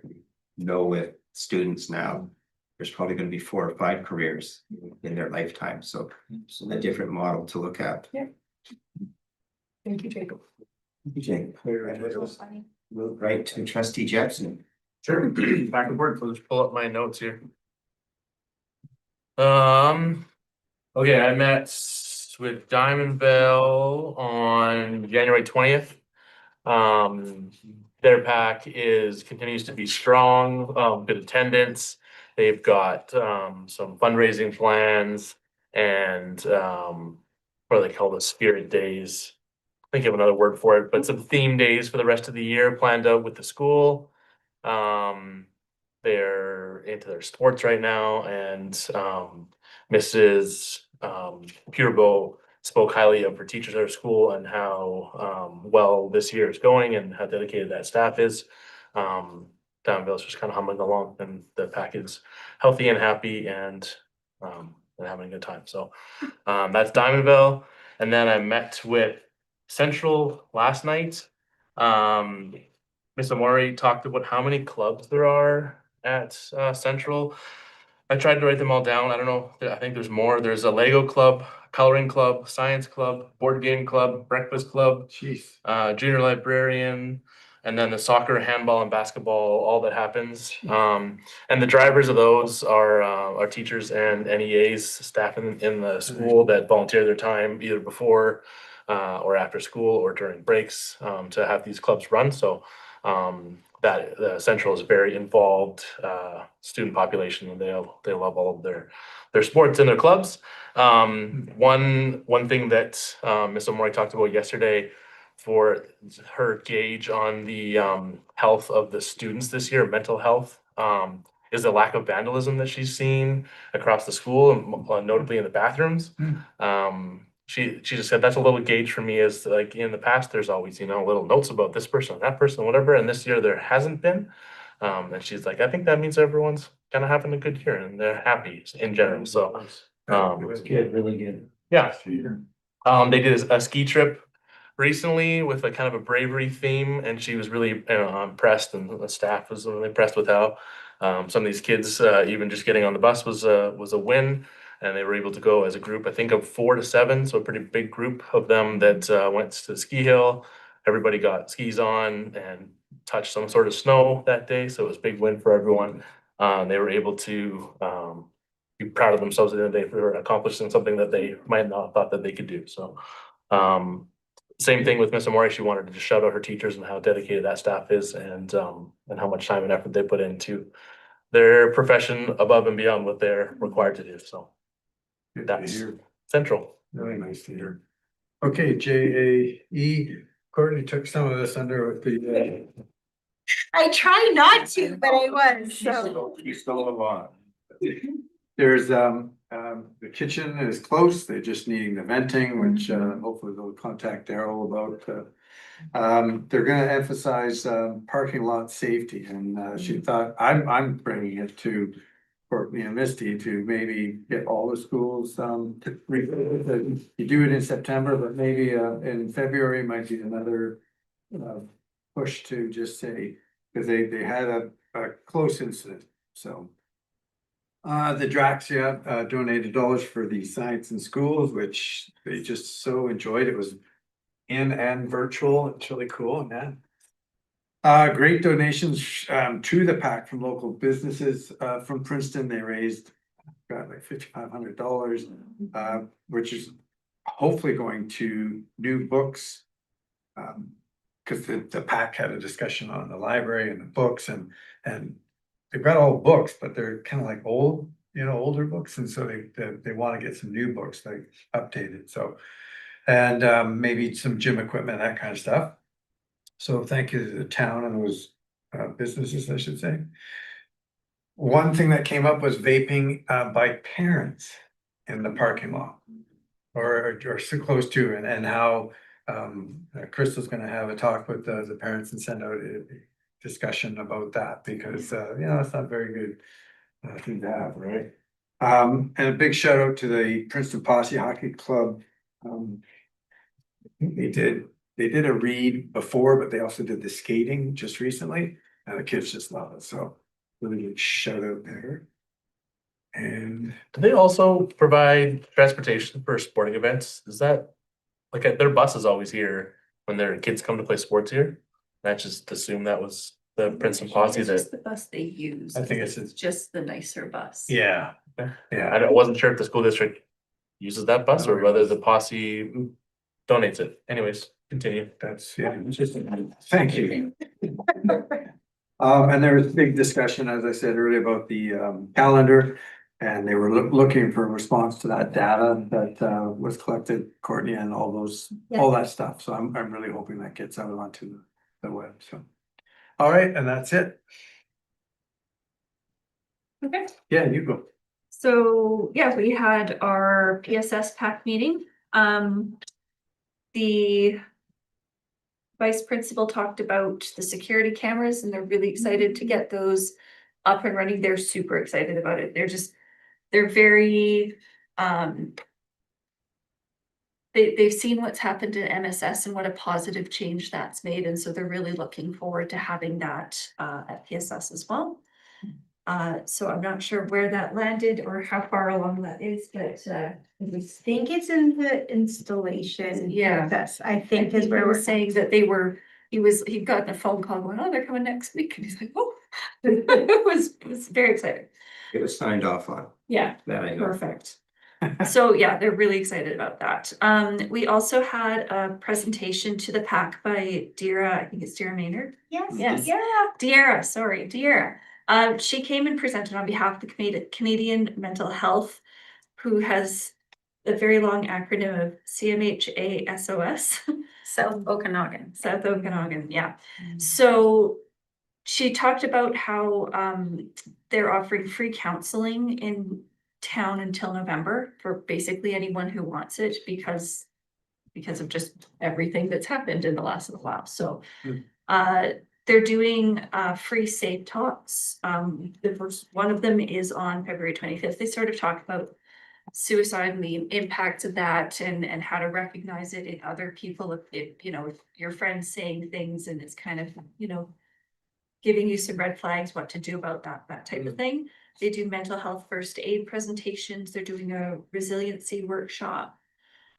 They also are doing art programs. Like it's called art and resiliency mural programs. And I think the school's going to try to get some of the art kids involved in it. They've already done a mural on the side of Thomasina's, which is one of the local businesses in town. So they're kind of working on that. And so as a PAC, we're able to kind of help get the word about those types of things out. They're looking into getting some donations from or funding from Participation to help fund the color run coming up in June. And so we're sort of talking about what we could use those dollars towards, maybe buying t-shirts for kids or helping to fund drinks or something along those lines for the kids who are participating. There was going to be a meeting on February 3rd with Kathy Peters about internet safety, that type of thing. We did have to postpone it due to some technical difficulties and discussions that needed to be had, but hopefully we'll get that back up and running. So that date is kind of to be announced. And yeah, that's pretty much it. There was, you know, like Dave had some discussions on the calendars. One of the PAC members, or a couple of PAC members hosted a calendar feedback night at the Copper Pit, which is probably where some of that information and responses came from. So it was really good to see the community kind of getting together and providing some feedback as a whole. And yeah, otherwise the next PAC meeting is February 23rd at 5 p.m. Bada bing, bada bing. Vermilion Forks. They are going to be meeting now from February 26th. They just put in an email. They're hoping to meet next week, February 19th, and I'm not sure that I can make that. So it's sort of a last minute change. So I may be calling on my two fellow trustees to see if they can make that day. And we were able to learn that Vermilion Forks Elementary Band, they did a very big fundraiser around the baskets and the plants for sale. They got a cold when they got hijacked on the highway. They got all the money back. Whoa, right on. So the band, so I got this nice little email says, hey, yeah, we got our money back. Do you want us to send you a check or whatever? I'm like, keep the money. This is great. So my thoughts are Vermilion Forks Elementary Band is gonna have a really good surplus. So maybe that can add to some trips and some musical instruments. So that was really positive. And just hands up to the band teacher and all of the parents that you know, put that on. So it's almost like the same parent was at Jamie's meeting as my meeting. So ditto, just to sort of support Jamie's report. Deara has these resources available.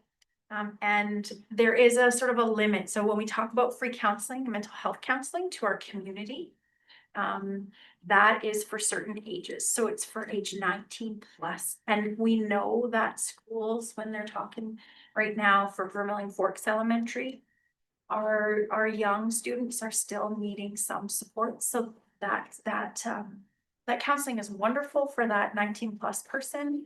But parents would say that they still need supports for kids and for little. So there's a gap there. And then there was an online sexual exploitation workshop that we shared out, and it's for age 10 plus, their parents and or caregivers. And it was on those risks associated with internet use. And so, yeah, they were really trying hard to share that information. They learned that PAC doesn't have its own, I guess, Facebook page. And so Pete was figuring out, how do I share the information? So I think they were working through how to best share information.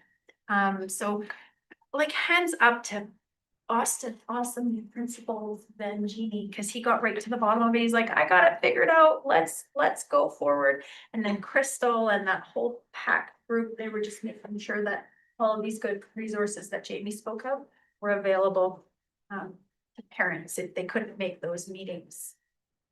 And that's my report. So I guess I get to go, or should I have you go after? No, I don't go after. Okay. Well, this was a good one to go after. Yeah. It's subdued. Just starting with one of the highlights from bench was the KN1 students. we're over at MSS for their Bake and Read activity, which is really neat for the kids to connect with high schoolers as well. They get a treat, decorate some baked goods, and then read with the older student. So it's good to see that happening. The Artscape celebration has already been mentioned. The next couple of pieces really tie into our student trustee report.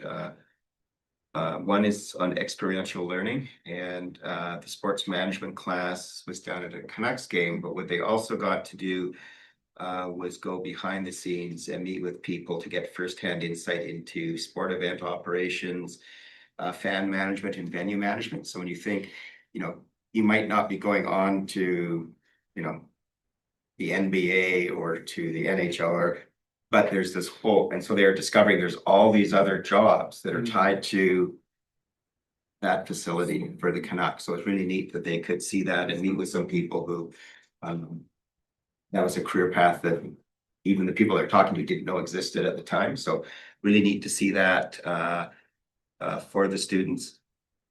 And the grade 12 biology class finished their big body project, which you would have seen in the report. The other piece for students coming up, and it fits in when you're talking about with students aren't attending classes. One of the things that MSS is looking at is if students aren't attending courses because they have other students waitlisted, they will then withdraw that student from that course to make space for others because there's students on a wait list. So if you're not attending, you're going to make the space available to someone who does need that course. And most of the grade 10 courses are full, so they're not able to meet all the requirements, fill all the needs right now. Course selection for 26-27 is beginning this month. And also for students in trade programming, there's a shout out to make sure that you're meeting with Van Brutentel on applications and planning. So another piece there, I think fits in well with what we heard tonight. And over to you, sir. Thanks. Got 2 packs next week, but one pack that Colville had recently, again, being a fundraising machine, they just nonstop fundraising. The big trip to Quebec all the time is a big focus, and they're really good at raising money for that. Carnival, again, another way to celebrate the culture of French Canada.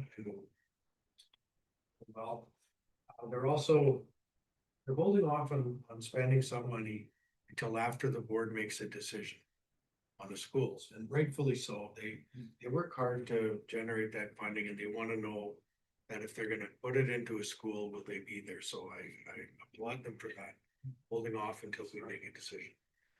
Skies, they're just, all remote parents again, and they don't really have a way to fundraise other than use the gaming grants, but they do make sure it's dispersed broadly across all their students. They do a wonderful job.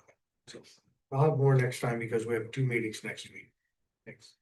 Yeah, and for me, Nicola Camford meets next Wednesday, so in the same way as John, so. Nice. Wait. Have any other reports tonight? I don't have any other reports, just 2 stories I had. I was able to attend the Artscape, I think they called it Artscape something. Yeah. Anyways, portion of that at the high school here at MSS. And the band performance was exceptional. It was different than what it looked like in the past with without all the grade 7s. So we were able to focus a little bit more on some smaller groups that of these students that really excelled. Prominently featuring our own Jacob a ton that night. So he did a great job, and as with everyone else. So you played saxophone, a couple of different saxophones, I think, that night. We're still one this stuff. Yeah. Before I played multiple, but Yeah. Nice. played 10 yourselves. Yeah, a couple of solos, so Yeah. pretty impressive. And then another just story that I heard about a student at one of our elementary schools. You guys all know about big buddies.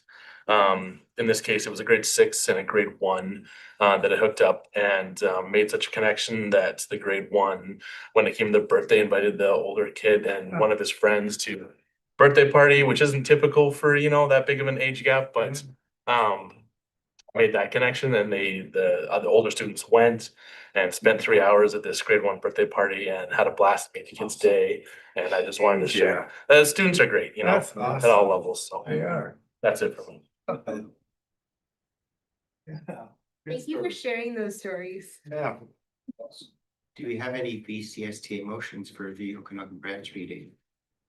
I look, that would be a nice. I've heard nothing, so I'm not sure how this upcoming branch meeting is going to work, because I'm going to be filling in for Dave at the PC meeting, which means I may not make it in time to the branch meeting.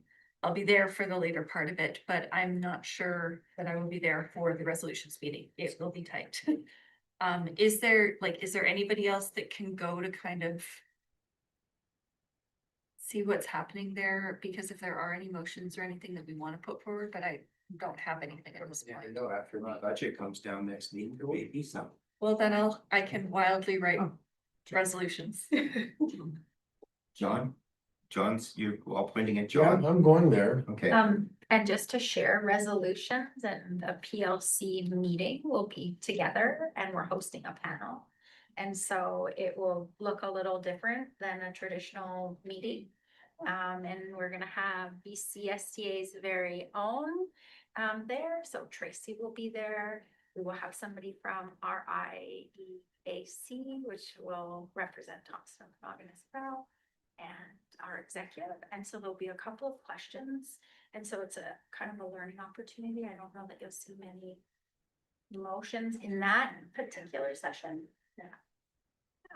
Yeah, normally we have the couple of meetings and we'll pick one or two things that we'll write motions on, but as I said, we just haven't gotten there yet. So. Because board chairs are getting together to organize.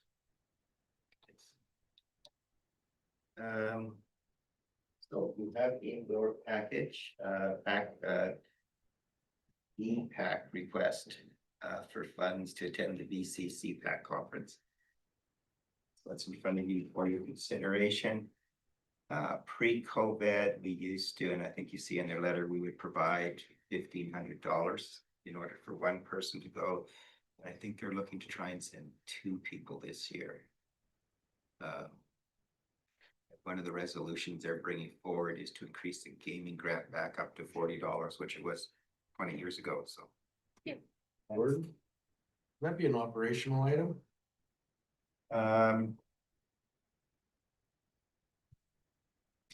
It's something in the past where the board, I think we probably still have in the book somewhere where the board had set up to $1,500 from pre-COVID days, so. I'm just curious if there is policy around that, or if we need policy around that. So just to support that future board or a future superintendent, or, you know, all of those things where we don't have 30 awesome years of wisdom at the table. Is there maybe a policy that we need to put in place that would support DPACs going to, and to revisit it, like, right? Cause we wouldn't have let it lapse for 4 or 5 years. Yeah. Well, they didn't meet during COVID, and then last year, most of the PACs had pulled out of BCC PAC, so that's just starting up again. And when we had this on the books, which is still on the books, I'm sure, was up to that amount, so that if BCC PAC was funding it, then we wouldn't. And it was based on same receipts that we would have as trustees for a conference. Just wondering why 2 people instead of just one? Did they give it? I can't remember if I read if there was a reason in there. This what's in their letter was they said they plan to send 2 people. You don't have to fund 2. You could say, you know, we'll fund what we have in the past to help support it. Just an opinion. I don't think it's a bad idea to have representatives attend on behalf, because they're there to help our district, to help our students. If they can advocate for getting those funding dollars increased again, like, I would be in support of something like that. And as I say, they said they have 2 resolutions that they're putting forward this year.